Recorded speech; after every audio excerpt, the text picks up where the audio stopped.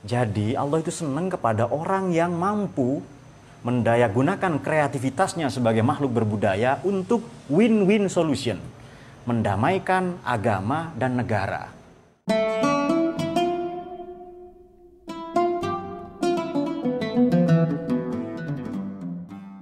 Kita akan mengulas mengenai bekerja sama dengan non-muslim. Bagaimanakah hukumnya, bolehkah atau tidak, bagaimana pandangan Al-Quran, serta para mufassir, para pakar ahli tafsir baik klasik maupun kontemporer menyikapi hal ini. Sementara itu kita dapati bahwa Indonesia adalah negara dengan banyak sekali kebinekaan, keragaman, terutama pada latar belakang agama, suku bangsa, bahasa, dan tentu saja budaya. Kita akan membaca dan lantas meninjau beberapa pandangan mufassir ya. Kita akan membaca suratil Mumtahanah atau surat yang ke-60 pada juz 28, yakni ayat yang ke-8 dan 9. Bismillahirrahmanirrahim. La yanhakumullahu 'anil ladzina lam yuqatilukum fid din wa lam yukhrijukum min diyarikum. Apa yang tidak dilarang itu antabarru wa tuqsitu ilaihim innallaha yuhibbul muqsitin. Innama yanhakumullahu 'anil ladzina qatalukum fid dini wa akhrajukum min diyarikum wa zaharu 'ala ikhrajikum an tawallauhum wa may yatawallahum fa ulaika humuz zalimun. Baik. Di sini ada beberapa terma. La yanhakumullahu 'anil ladzina lam yuqatilukum fid din. Pertama, redaksinya adalah Allah tidak melarang. Nomor 1 kepada lam yuqatilukum fid din. Allah tidak melarang nomor 1 kepada mereka yang lam yuqatilukum fid din. Yang kedua, walam yukhrijukum min diyarikum. Dar atau diyar. Diyar ini dalam bentuk jamak ya. Yang tidak dilarang apa? Ini catatannya, kita tidak dilarang kepada siapapun yang tidak merusak agama kita sebagai umat beragama, juga sebagai umat yang berbangsa bernegara. Yang tidak dilarang apa? Nomor 1, antabarru, berbuat bir, serta berbuat qist patuk situ, atau bersikap moderat ya. Mari kita ulas ini satu persatu. Allah tidak melarang. Nomor 1, anil ladzina lam yuqatilukum fid din. Allah tidak melarang kalian. Ini kalau kita membuka Jami'ul Bayan Imam At-Tabari ya, penduduk Mekah yang dimaksud, tapi konteks saat ini ya kita yang berada di Indonesia ya. Nomor 1, yang kedua, walam yukhrijukum min diyarikum. Dar. Mari kita ulas. Apa agama? Itu pertanyaan paling sederhana. Agama itu apa sih? Din itu apa? Banyak makna agama dan selalu tidak ada definisi yang komprehensif. Coba saja kita buka kamus ya, selain ma'ajim ya, mu'jam, kamus-kamus misalnya Lisanul Arab, Maqayisul Lughah, Basairu Dzawit Tamyiz, Mufradatu Alfazil Quran. Din, setiap kata dalam bahasa Arab yang terdiri dari dal, ya, nun. Ini ya, setiap kata dalam bahasa Arab yang terdiri dari huruf dal, ya, nun, ini bisa din, bisa dain. Selalu bermakna relasi, hubungan, di mana yang satu lebih dominan, lebih superior daripada yang lain. Hubungan dua pihak sekurang-kurangnya, di mana yang satu lebih dominan daripada yang lain. Jadi din ini maknanya bukan cuma agama, bisa pembalasan, bisa hari akhir, hari perhitungan, juga agama itu sendiri. Maknanya din ya. Saya ulangi makna kamusnya, setiap kata dalam bahasa Arab yang terdiri dari dal, ya, nun, dalam Al-Maqayis fil Lughah ya, Maqayis fil Lughahnya Ibnu Faris. Setiap kata dalam bahasa Arab yang terdiri dari dal, ya, nun bermakna hubungan, relasi sekurang-kurangnya antara dua pihak, di mana yang satu lebih dominan daripada yang lain. Misalnya din, kita maknai agama. Oke, siapa yang dominan? Tentu saja Tuhan. yang lebih superior ya, yang maha sempurna. Kita abdi, kita hamba, kita makhluk ya. Baik, din kita maknai pembalasan. Maliki yaumiddin. Siapa yang membalas? Tuhan. Yang dibalas kita lebih rendah. Coba din kita maknai perhitungan. Maliki yaumiddin, dia yang merajai hari perhitungan. Siapa yang menghitung? Dan siapa yang dihitung? Yang dihisap, yang dikalkulasi amal-amalnya, perbuatannya selama hidup di dunia. Demikianlah, jadi makna din ini tidak melulu agama. Agama dalam bahasa Indonesia diadaptasi dari a dan gamma atau gamma. A tidak, gamma ini kacau. Artinya setiap perbuatan kekacauan, setiap kerusuhan, setiap terjadi konflik, kesenjangan, apapun bentuknya pasti ditolak oleh agama. Itu makna yang gampang. Jadi agama kalau kita maknai A itu tidak, gamma itu kacau, pasti yang kacau, yang ribut-ribut tidak dibenarkan oleh agama. Itu dia. Yang demikian mafhum mukhalafahnya, logika terbaliknya, agama menghasrati kedamaian, agama yang relasi hubungan tadi itu menghasrati harmoni satu sama lain. Itu din. Baik, din kalau dain itu bermakna hutang. Beda harokat saja. Misalnya al-wa'du dainun. Janji itu hutang. Hutang itu juga sama, yang menghutangi lebih dominan, bahkan lebih mulia. Yang menghakimi tadi itu lebih mulia, lebih superior, lebih agung, lebih sakral daripada yang. Demikianlah seterusnya. Baik, kata-kata yang terambil dari kata dain, dari dal ya nun tadi, din, bisa dain, bisa madinun, ini di Quran diulang sebanyak, ini ya, kata ini ya, 101 kali. Ini dia, jadi 101 kali di dalam Al-Quran. Kemudian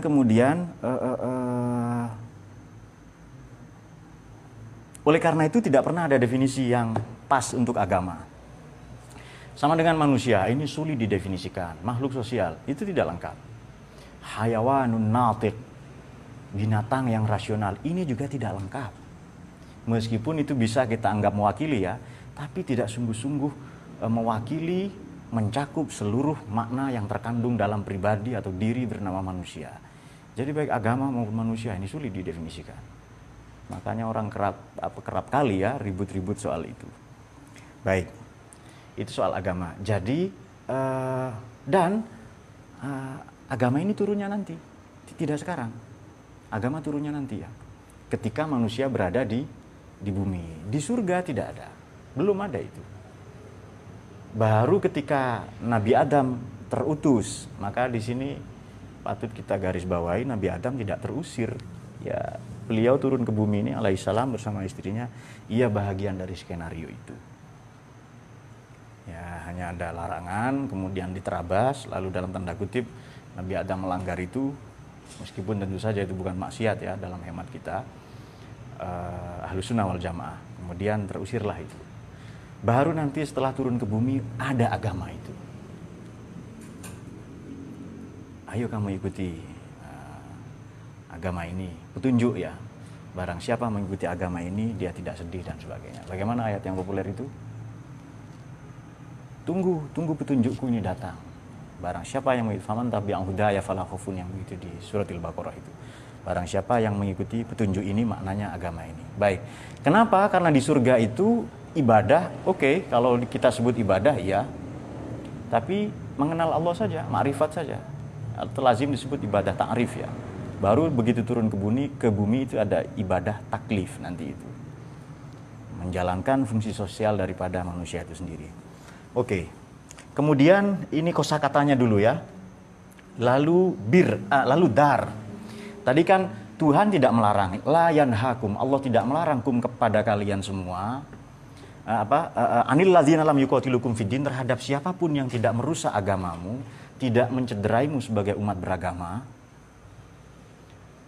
menghargai perbedaan pendapat, mazhab, karena salah satu tujuan agama adalah, salah satu maqasidus syariah adalah hifdzuddin, menjaga agama, yang ini dalam arti juga menjaga kebebasan berpendapat dan bermazhab, varian-varian di dalam agama. Maka Penting dipelajari muqaranatul mazahib di samping muqaranatul adyan. Perbandingan mazhab dan perbandingan agama ini penting dipelajari, terutama tidak hanya di perguruan tinggi, di pesantren-pesantren ya. Oke, yang kedua, walam yukhrijukum min diyarikum, tidak mengusirmu dari kampung halamanmu. Dar. Oke, ini 55 kali diulang di Quran. Ini 55 kali.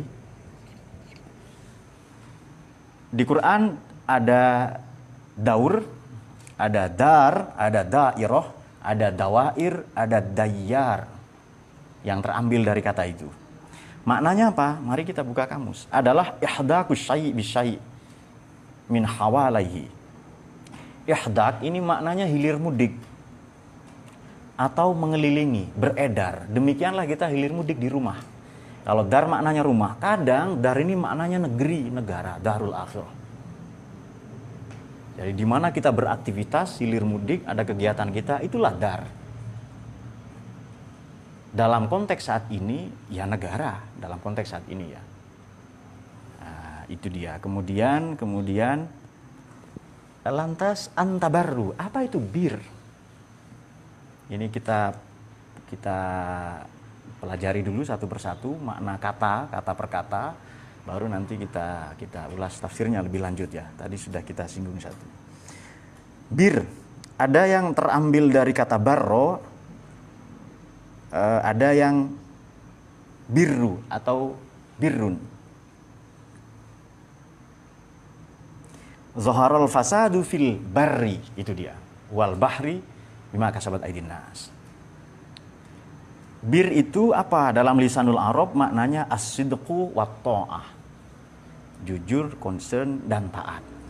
Loyal. Barro 22 kali, birrun 8 kali. Jadi total kata yang terambil dari ba, ro, yang ini lalu jadi tasdid ya, dijadikan satu, ini mudha'af. Kalau kita belajar morfologi, ilmu sorof itu, ini disebutkan sebanyak 32 kali di dalam Al-Quran. Baik. Misalnya, lan tanalul birra hatta tunfiqu mimma tuhibbun. Kamu tidak akan memperoleh bir, kebaikan.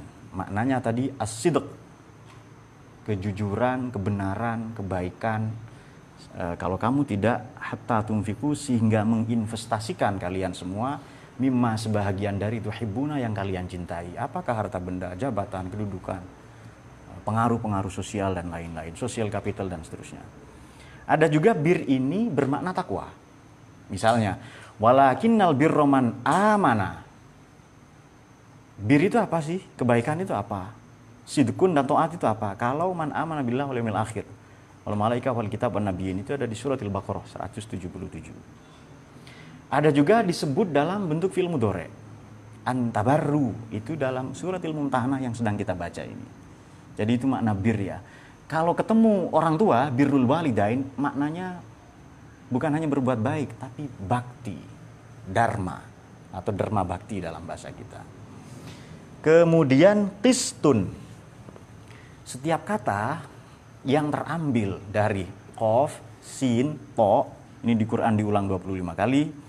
Ada yang muqsitin 3 kali, qasitun 2 kali, ada yang aqsato, ada aqsitu, ada qist bil qist ya. Bagaimana itu? Syahidallahu annahu la ilaha illahu wal malaikatu wa ulul ilmi qa'iman bil qist. Kalau kita buka terjemah-terjemah ini Quran, terjemah Departemen Agama, Kementerian Agama, qistun ini dimaknai adil. Ini kurang tepat sebenarnya. Ya mendekati tapi tidak tepat.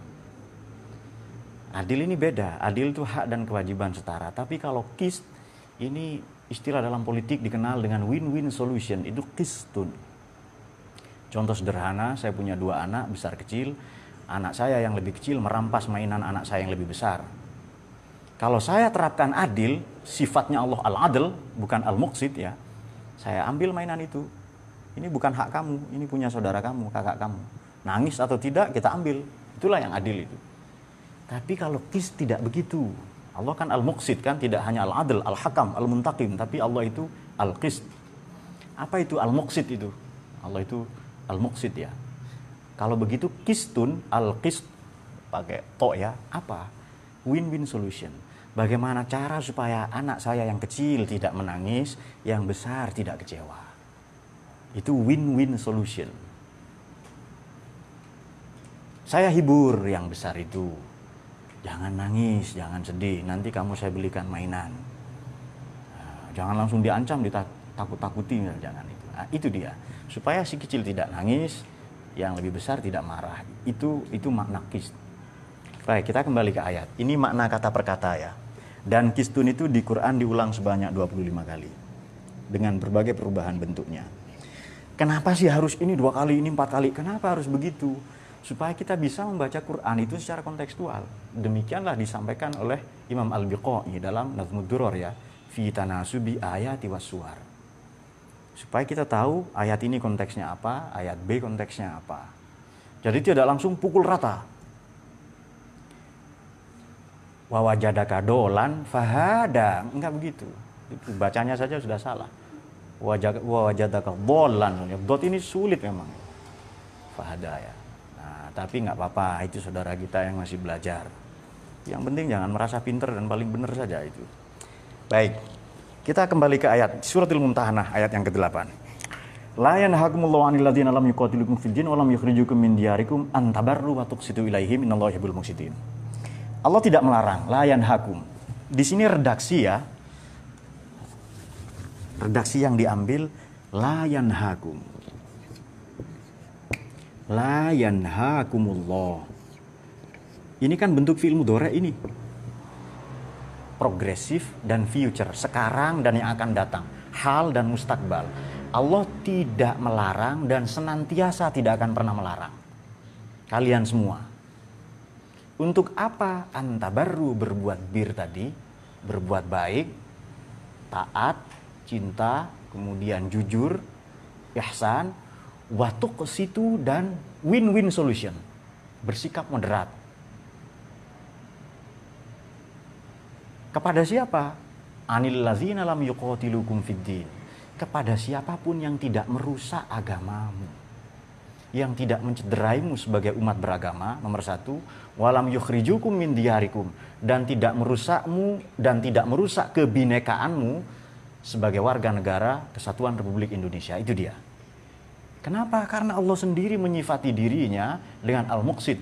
Innallaha yuhibbul muqsitin. Kalau Allah mencintai orang-orang yang bersikap moderat tadi itu, berarti dia sang maha moderat. Dia sang maha memberikan qist. Dialah al-muqsit yang sejati. Kita ini hanya pantulan, makanya kita disebut muqsitin. Ada lagi ayat yang lain, qasitun atau qaimam bil qist. Saya ulangi lagi pelan-pelan. Coba untuk menambah pemahaman kita buka tafsir Bahrul Ulum ya, Imam As-Samarqandi wafat 373. Makna antabarru wa tuqsitu adalah ta'dilu ma'hum biwafa'i ahdihim. Kita boleh bikin MOU dengan non-muslim. MOU apa maknanya? Tentu saja kerjasama, politik, ekonomi, pendidikan, macam-macam itu, terserah itu. Bahkan menikah dengan ahlul kitab itu juga diperbolehkan. Meskipun pendapat ini ditolak oleh sebagian orang ya, dan terutama dari hukum positif di Indonesia juga mempersulit itu biasanya. Dengan syarat yang laki-laki muslim ya kan.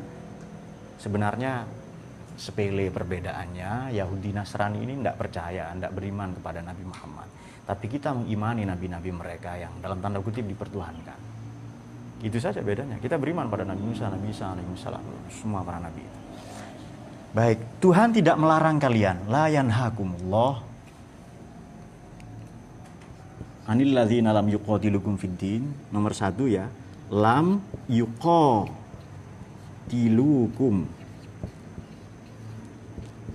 fiddin.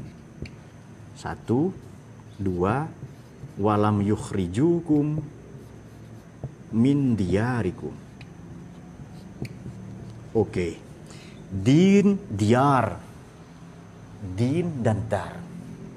Selama mereka tidak merusak kemerdekaan, kebebasan kita memeluk agama tertentu, dalam hal ini Islam kita ya, dan mazhab tertentu, dalam hal ini Ahlus Sunnah wal Jamaah. Kemudian selama mereka tidak menciderai kebinekaan harmoni yang ada di Indonesia ini, maka kita tidak dilarang. Nomor satu, antabaru, berbuat baik, ihsan, bekerja sama, apa tadi, bikin MOU, kesepakatan dan lain-lain. Itu dia. Jadi kalau misalnya negara, dalam hal ini pemerintah yang kita pilih itu bekerja sama dengan negara-negara Korsel misalnya. Korsel sekarang bukan komunis, ideologinya Juche sekarang, mirip Jus ya, Juche. Bukan komunis itu Korsel. Apa korut? Kalau Anda katakan korut komunis, Anda terlambat, nggak update ilmunya itu. Kurang baca jelas itu. Defisit ilmu ya, jangan defisit otak lah. Meskipun itu juga cuti nalar, tapi cutinya permanen. Jadi boleh bekerja sama dengan siapapun. Negara tetangga punya minyak, negara kita ini punya tahu, bolehlah kita kerjasama bikin tahu bulat. Digoreng dadakan Rp500 misalnya. Boleh saja kita bikin apa saja ya. Jadi, jangan lihat mereka, yang penting catatannya satu, tidak mencederai kebebasan kita beragama dan bermazhab. Dua, tidak, dan ini ketuhanan yang Maha Esa ya dalam Pancasila. Yang kedua, tidak merusak tatanan kebinekaan harmoni yang telah ada dalam bingkai NKRI itu. Baik, coba kita kasih persoalan sedikit biar lebih seru ngajinya ya. Itu kan kelihatannya santai, kalem. Coba kita kasih 2 persoalan, 2 hentakan. 1. Mengapa banyak politisasi agama, orang berbuat jahat, menyambung nyawa bahkan atas nama agama, membunuh berperang atas nama agama? Atau semena-mena memperlakukan kaum beragama semata-mata demi negara misalnya. Walhasil ada orang berbuat jahat, barbar, hipokrit, menyeleweng ya, membunuh kejam dan sebagainya. Satu atas nama agama, satu atas nama negara. Satu atas nama din, satu atas nama dar. Dan kita bukan Darul Islam tapi Darussalam ya kan. Mengapa ada orang seperti itu? Mengapa ada oknum-oknum berbuat demikian? Itu persoalan pertama. Ya, tahan dulu, jangan dijawab dulu ya, nanti sembari kita pikirkan bersama-sama. 2, dan ini persoalan yang lebih pelik. Tadi kan ada politisasi agama, perang atas nama agama, bela negara macam-macam, tapi memberangus agama. Ini terjadi di masyarakat-masyarakat tertentu, di negara-negara tertentu. Atau bahasa gampang, ada orang yang merusak diyar demi din, ada yang merusak din demi dar. Paham ya? Ada yang merusak din, agama, demi negara, ada yang mengorbankan negara demi agama. Tapi ada negara yang mengkompromikan keduanya, yakni Indonesia. Itu problem pertama. Mengapa ada seperti itu? Problem kedua, kalau begitu agama ini solusi atau bukan? Itu dia. Kalau memang banyak kekacauan atas nama agama, keterlanjuran sistem, kekacauan, pembunuhan, kesenjangan, konflik, terutama konflik-konflik horizontal, mengatasnamakan agama atau mengatasnamakan negara, ada nggak sih gunanya agama dan negara kalau begitu? Nah itu dia. Apa sih pentingnya? Katanya tadi tidak, gamma kacau. Segala bentuk kekacauan dan membuat kekacauan, membuat onar pasti ditolak, tidak dibenarkan oleh agama. Ya kan? Karena maqasidus syariah salah satunya hifdzuddin, menjaga kelestarian beragama, berbeda agama dan berbeda mazhab. Nah, ini sebenarnya pernyataan Basahal ya, Allah yarham itu. Mantan Rois Am NU 3 periode itu paling lama. Baik. 2 pertanyaan ini akan terus dibentur-benturkan sedemikian rupa oleh orang-orang yang punya kepentingan. Kalau bukan ini, problemnya bukan ini dan ini, berarti ada orang yang tinggal di sini mengatasnamakan ini atau menjual ini demi ini. Kok ini saja? Oke, kita ganti sekarang. Kalau bukan agama dan negara, berarti oknum manusia, berarti di sini human error ya. Manusia yang tinggal di satu negara tapi dia mengacaukan agama, atau orang-orang beragama yang dengan sengaja merusak negara. Lalu secara simplistis, secara gampang, sederhana, kita bisa katakan begini, sebenarnya kita orang Islam yang tinggal di Indonesia atau orang Indonesia yang beragama Islam? Tanda tanya. Itu dia. Coba kita renungi lagi itu ya, renungi pelan-pelan. Kalau ada kopi sambil ngopi itu keren supaya. Baik, dua problem itu. Ini kalau berbicara filsafat lama. Kalau kita yang serius-serius, kita bicara yang gampang saja. Ayat berikutnya ini coba memberi solusi. Biarkan penasaran Anda di situ, kita baca ayat berikutnya, ayat ke-9. Bismillahirrahmanirrahim. Innama yanhaakumullahu 'anil ladzina qataluukum fid din wa akhrajukum min diyarikum wa zaharu 'ala ikhrajikum. Kalau begitu yang dilarang itu apa? Jelas yang merusak agama. Mengacaukan kehidupan umat beragama dan bermazhab dan berbeda pendapat dan akhrajukum min diyar, mengusirmu atau di sini ada wa akhrajukum min wa zaharu 'ala ikhrajikum. Mereka juga bekerja sama untuk mengusirmu di sini. Baik, apa yang paling mengancam keindonesiaan? Apa yang paling mengancam keberagamaan? Itu pertanyaannya lagi. Kalau gitu 3, tidak jadi 2. Apa ancaman besar bagi umat beragama, keberagamaan kita? Apa ancaman besar bagi keindonesiaan kita?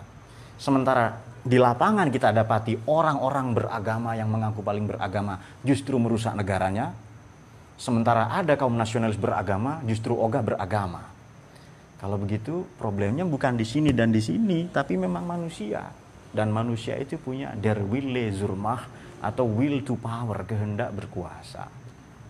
Itu problemnya sebenarnya. Problemnya di manusia. Menghalalkan agama masuk dalam percakapan politik. Ini sudah klasik, sudah kuno. Ketika Muawiyah bin Abi Sufyan ya radhiyallahu anhu, sahabat Nabi, menjadi pemimpin, ia merasa perlu, saya harus ada legitimasi ini ketika beliau jadi raja itu. Mana legitimasi dari negara, dari agama? Nah, maka dipanggillah seorang ahli Quran. Carikan dalil dong, supaya saya mantap jadi presiden ini. Nah, dicarikan. Nah, itu dia. Nanti ada orang yang datang namanya Syu'bah bin Al-Mughirah ya. Oke. Kita urai pelan-pelan. Mengapa banyak kaum beragama merusak negaranya? Atau para pembela negara yang cinta tanah airnya tapi merusak agamanya, dalam hal ini mengorbankan. Baik, kita akan mulai masuk dari ideologi, dari falsafah bangsa kita, yakni Pancasila. Pancasila ini saripati, inti dari ia mempertemukan banyak sekali agama. Jauh sebelum agama-agama datang ke bumi ya, nanti kan firman Allah begitu kan kepada Nabi Adam kan, fa'imma ya'tiyannakum minni hudan. Nanti tunggu saja kamu tinggal di bumi sampai datang hudan, petunjuk, dalam hal ini agama.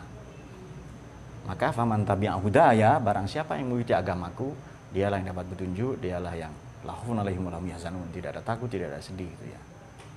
Itu pun setelah ada kekacauan-kekacauan. Oke. Kekacauan atas nama agama, biasanya orang-orang yang mengaku paling beragama, lazimnya dialah perusak agama. Banyak sekali yang mengaku paling nasionalis, dialah yang paling merusak Indonesia.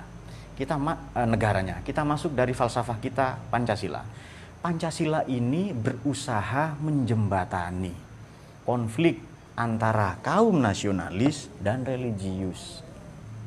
Baik nasionalis religius dalam hal ini kaum beragama, khususnya Islam, maupun nasionalis sekuler yang menginginkan Indonesia sudah jadi negara sekuler saja, tidak ada urusan agama itu. Tapi faktanya kita sudah beragama dan kita sudah berpancasila, meskipun secara de jure baru ada 1 Juni 45. Tapi sejak zaman Kutai Kertanegara 400 Masehi sudah ada. Kita sudah berbineka, sudah teruji Pancasila kebinekaan kita 16 abad. Jauh sebelum agama Semit ya, Islam, Yahudi, Nasrani itu datang ke bumi Nusantara ini. Dan rupa-rupanya Indonesia ini sukses. Dahulu 2 abad yang lalu ada filosof besar di Perancis namanya Jean-Jacques Rousseau. Dalam buku yang populer Du Contrat Social pada pasal yang ketiga bab yang ke-8 itu, kalau yang cetakan mana Inggris itu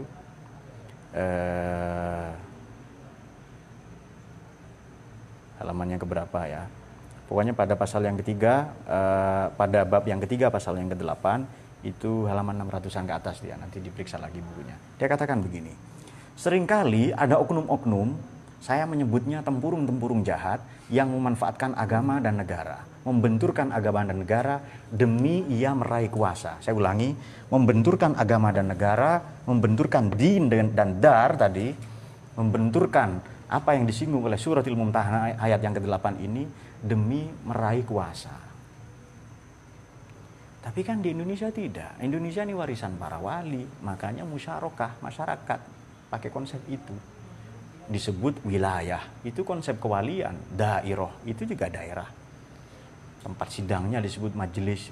Itu term-term warisan Wali Songo semua, yang kita nggak sadar itu sebenarnya. Yang kita juga punya falsafah mempertemukan agama dan negara. Apa falsafahnya? Alun-alun, alwan. Di sisi timur alwan ini warna-warni, bentuk jamak, laun warna. Sisi timur ada pendopo, sisi barat ada masjid. Kadang di sampingnya ada gereja ya. Dan jalan di sekitar alun-alun pasti jalan Merdeka. Merdeka Barat, Merdeka Timur itu ada seperti itu. Istiqlal bahasa Arabnya Merdeka. Maka ada masjid itu di Jakarta ya, bersebelahan dengan katedral. Alun-alun ini di Malang juga ada, di kota Malang. Sisi timur itu ada pendopo, kantor bupati, sisi barat ada masjid. Maka kita punya falsafah sejak zaman Singhasari yang kita kenal sebagai Sabda Pandita Ratu. Sabda Pandita Ratu. Sabda ini maknanya policy, kebijakan, aturan, regulasi, keputusan-keputusan DPR. Pandita, ulama, pandit. Tidak hanya pendeta maknanya, ulama itu juga. Pandita itu pandit. Pemimpin agama, ratu, penguasa politik.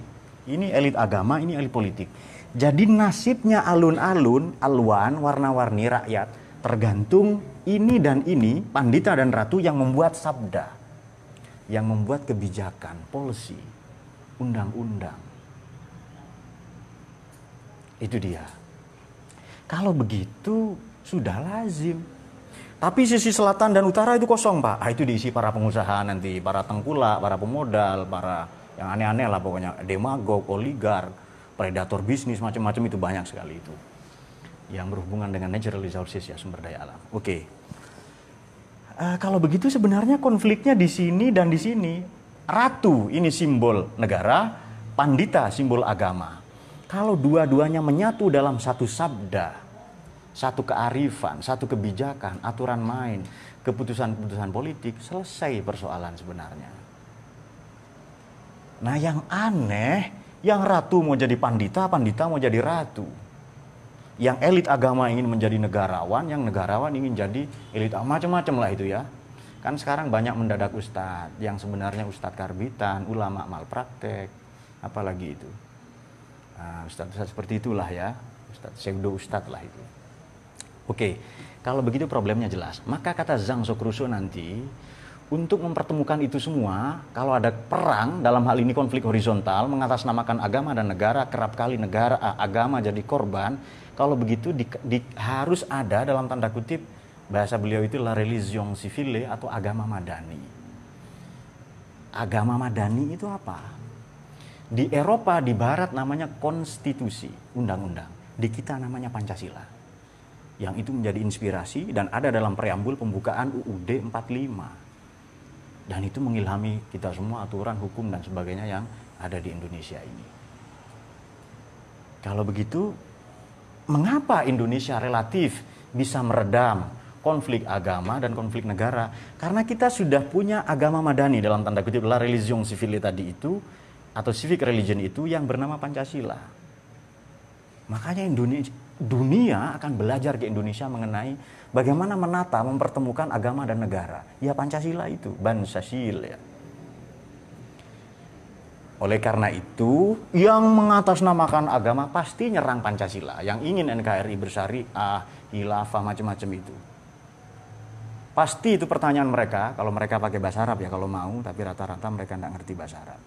Hal Bansasil tuwafiq bis syariah. Apakah Pancasila cocok dengan syariat?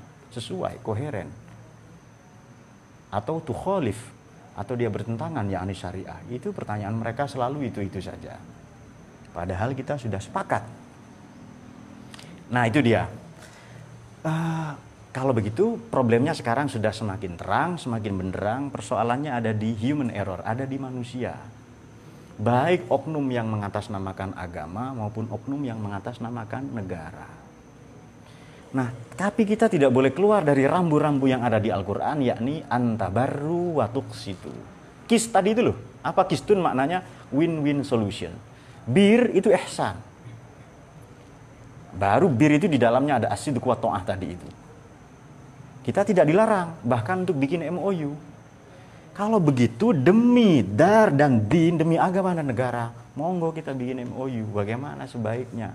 Demi alun-alun ini loh, demi alwan, ayo bikin MOU, bikin win-win solution, bikin qist.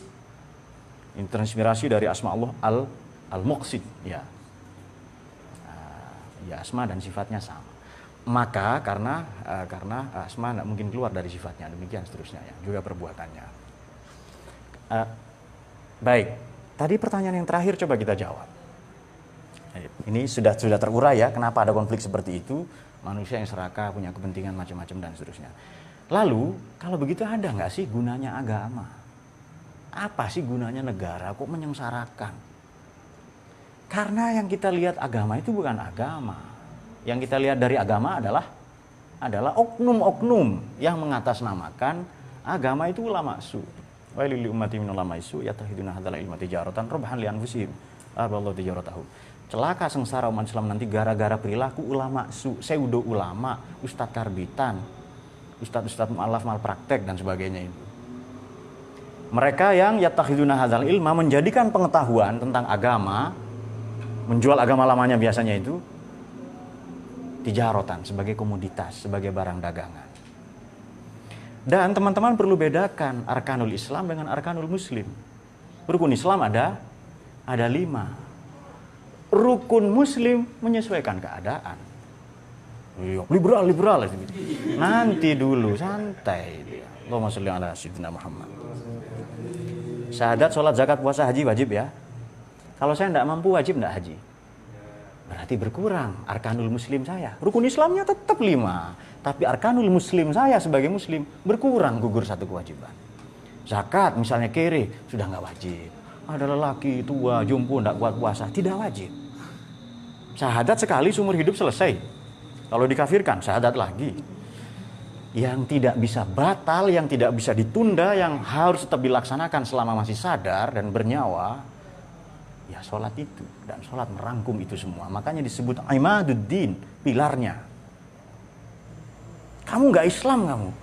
Loh, nanti dulu. Misalnya kan ya kan banyak orang-orang itu.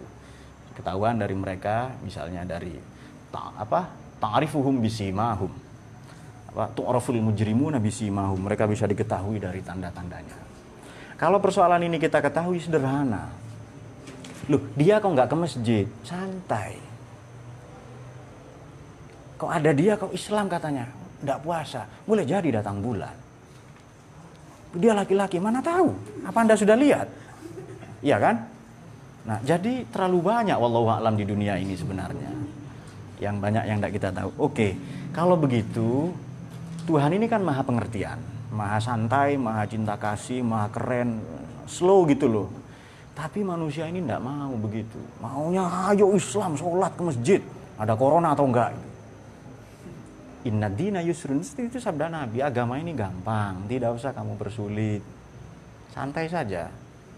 Jadi mereka yang ribut-ribut soal agama, rata-rata penista agama.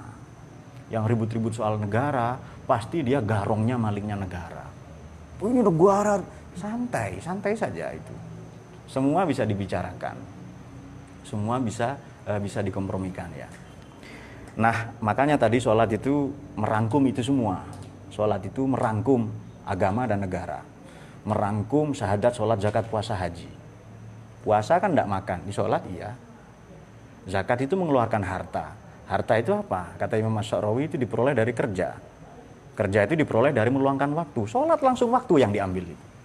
esensi dari hidup, esensi dari kerja, ya kan? Mungkin ini perlu kajian yang lain. Baik, kita kembali ke pertanyaan tadi. Mengapa ada orang-orang oknum beragama tapi anti seolah-olah pada negara, atau ada yang sok bela negara, dia menista agama? Oke, sebenarnya Anda tidak sholat itu sudah menista agama. Itu Ramadan nggak puasa itu sudah menista agama. Nggak usah teriak-teriak apa jualan ayat, itu nggak sholat saja itu sudah menista agama sebenarnya. Dan setiap hari kita itu sebenarnya ya. Oke. Nah, sebagai catatan penutup dari kajian kita dari ayat yang la yanhakumullahu 'anil ladzina lam yuqatilukum fid din wa lam yukhrijukum min diyarikum an tabarru wa tuqsitu ilaihim tadi, innallaha yuhibbul muqsitin. Baik. Sebelum ke muqsitin ini Allah mencintai, yuhibbu, senantiasa. Lagi-lagi termanya fi'il mudhari', hal dan mustakbal. Jadi Allah itu senang kepada orang yang mampu mendayagunakan kreativitasnya sebagai makhluk berbudaya untuk win-win solution, mendamaikan agama dan negara. Ini makna yang sekarang, saya tidak pakai makna Departemen Agama itu. Lewat jauh itu tahun 54, tahun 55 itu terjemahan itu. Saya pakai itu Pak, bagus itu bagus, tapi saya pakai yang lain. Jadi innallaha yuhibbul muqsitin, Allah ini senantiasa mencintai pribadi-pribadi yang muqsid, mendamaikan. Di sini tidak pakai adil, tidak pakai al-adl, tapi al-qist, win-win solution, mendamaikan supaya orang beragama ini tetap mampu beragama dengan baik, yang bernegara ya mampu bernegara dengan baik. Oke. Kalau mau ekstrim begini, kita kan lahir di Indonesia, minum airnya Indonesia, darah kita ini itu dibentuk ya, jantung, otak, hati, semuanya itu, seluruh yang organ ini, metabolisme tubuh kita dan metabolisme keindonesiaan kita dibentuk oleh apa? Tanah Indonesia, udara Indonesia. Kita berbaring tidur di bumi Indonesia. Kelak kalau mati kita berharap bumi Indonesia memeluk kita ya. Kan ada yang ditolak bumi kan ya. Hantu-hantu ya beranak dalam kubur, apa yang aneh-aneh itu, sinetron dan sebagainya lah ya. Azab, nah itu dia. Nasi yang kita makan nasi yang tumbuh di Indonesia, beras yang tumbuh di Indonesia. Walhasil jasmani rohani kita ini rohani Indonesia, jasmani Indonesia. Bisakah kita menolak lam yukhrijukum min diyarikum? Bisakah kita menolak keindonesiaan itu? Tidak bisa. Bisakah kita menolak perjanjian kita dengan Tuhan itu secara rohani ya? Alastu birabbikum qalu bala syahidna. Jadi kalau dalam bahasa gampang begini, kita tidak bisa menolak bahwa kita Indonesia. Kalau tidak betah Pak, silahkan ke planet Mars atau ke negara yang ingin, Pak saya ingin di Tibet, silahkan di Tibet. Tidak betah dengan Pancasila, UUD 45 misalnya, silahkan. Keren lah kalau ada pilihan minggat ke planet Neptunus misalnya, itu bagus itu. Kita juga tidak bisa menolak bahwa kita umat beragama. Itu dia. Kalau begitu innallaha yuhibbul muqsitin, mari kita menjadi pribadi-pribadi yang muqsid, mendamaikan agama dan negara, bukan malah merusaknya, merusak agama atas nama negara, merusak negara atas nama agama. Itu berarti oknum itu. Kalau begitu Indonesia sudah sesuai enggak dengan ayat ini? Kalau sesuai Indonesia sudah Quran banget gitu loh. Indonesia sudah syar'i, sesuai dengan syariat Islam. Kenapa? Karena maqasidus syariah salah satunya adalah hifdzuddin, hifdzun nasl, menjaga generasi, hifdzul akal, menjaga kecerdasan, kebebasan berpikir, hifdzul mal, menjaga properti, harta benda, aset-aset yang kita miliki, juga hifdzul bi'ah yang menjaga bumi, juga ada hifdzun nasl, tanda menikah yang senang, ada 5 ya. Hifdzun nafas, memberi hak hidup, hak asasi manusia dan sebagainya. Kalau begitu Indonesia sudah syar'i, sesuai dengan syariat Islam, sesuai dengan tuntunan Al-Quran, sesuai dengan hadis. Ya dia sudah syar'i banget itu. Terus kenapa ada mereka yang Indonesia NKRI bersyariah? Nah, mereka belum ngaji yang seperti ini. Ya mereka tetap saudara kita yang kita hormati ya, tapi mereka belum ngaji hal-hal seperti ini.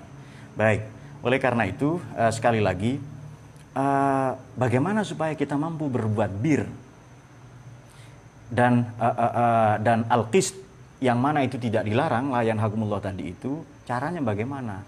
Kita harus senantiasa ya menghayati keindonesiaan kita.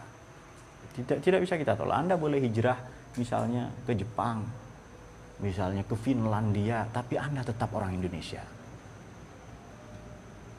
Nah, konsep-konsep seperti ini oleh para ulama kita disebut Islam Nusantara ya.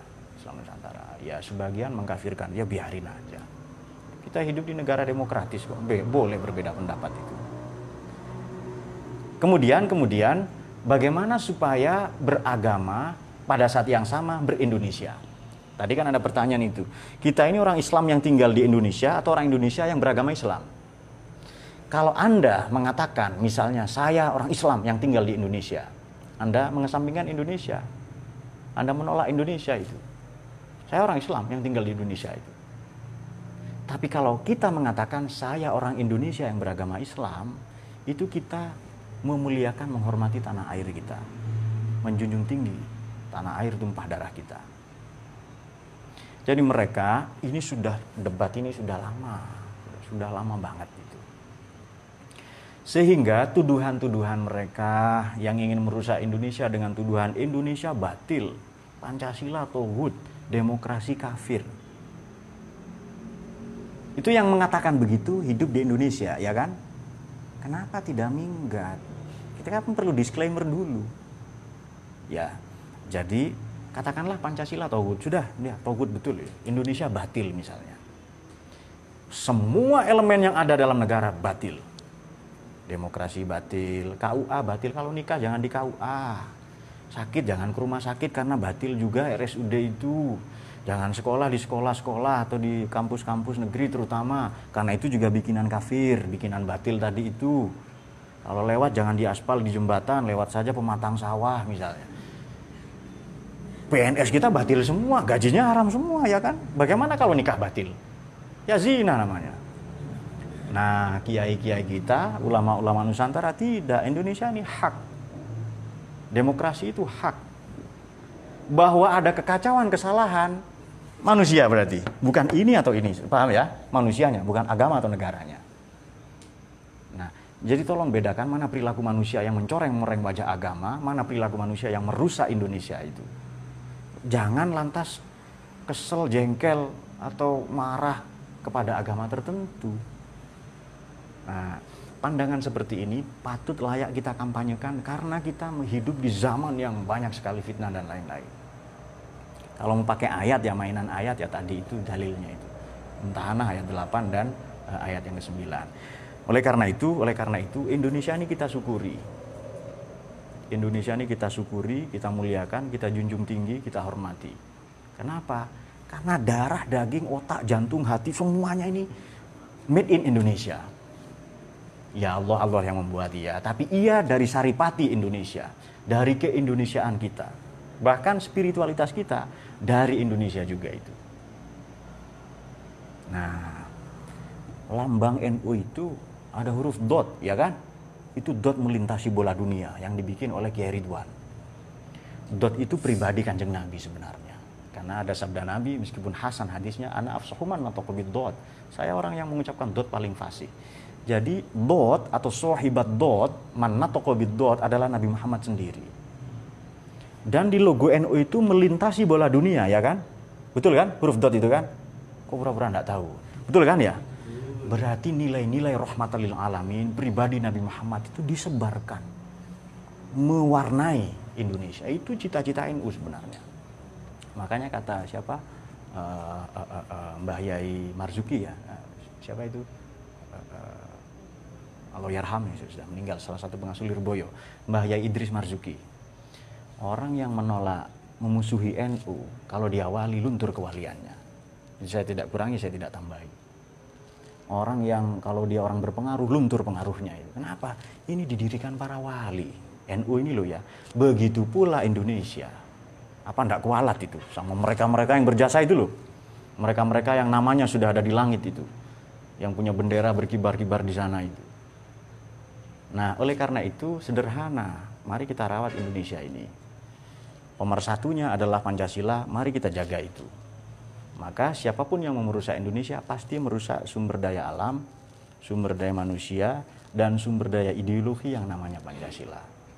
Semoga kita semakin bertambah kecintaan kita pada Quran, dicahayai oleh Quran, Quran menjadi keseharian kita, nafas kita, detak jantung kita, dan kita senantiasa diberikan kecintaan untuk menjaga, mengagungkan, memuliakan, mencintai tanah air ini apapun kondisinya. Kepada pemuda-pemuda inilah Indonesia berharap. Meskipun wajah-wajah kalian tidak diterima oleh segala jenis mertua di muka bumi, tapi Indonesia berharap pada kalian.